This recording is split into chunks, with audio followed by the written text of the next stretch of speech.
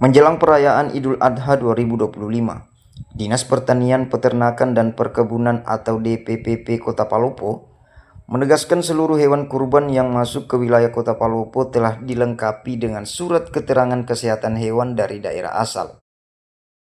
Langkah ini diambil untuk memastikan kesehatan hewan dan mencegah penyebaran penyakit, khususnya penyakit mulut dan kuku.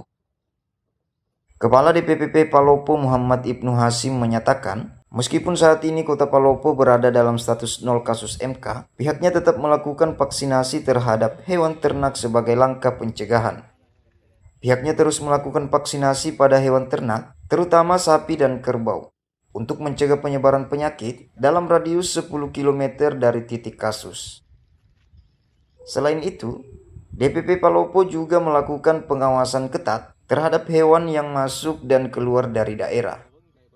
Terutama di rumah pemotongan hewan, peternak juga disarankan untuk menjaga kebersihan lingkungan dan hewan ternak mereka. Upaya-upaya yang kita lakukan ini, yang pertama selalu mengecek surat keterangan kesehatan hewan dari daerah asal.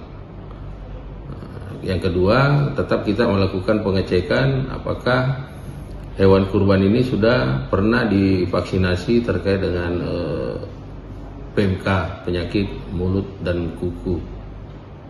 Dan kami akan intens melakukan pengecekan setelah beberapa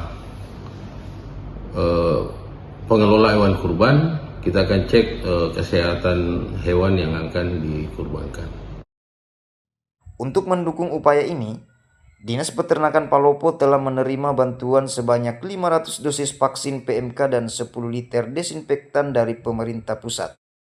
Tenaga kesehatan hewan akan dikerahkan untuk melakukan vaksinasi dan pengobatan pada ternak milik warga, serta pengendalian vektor seperti lalat yang dapat membawa virus PMK.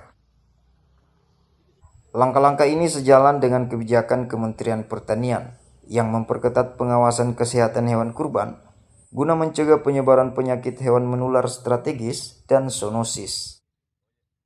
Menjelang Idul Adha 2025, Kementan menekankan pentingnya pengawasan lalu lintas ternak dan mitigasi risiko di seluruh rantai distribusi hewan kurban. Dengan sinergi antara pemerintah pusat dan daerah, diharapkan pelaksanaan kurban tahun ini dapat berjalan dengan aman dan lancar, serta bebas dari ancaman penyakit hewan. Nanda Gabriela mengabarkan dari Kota Palopo, Provinsi Sulawesi Selatan.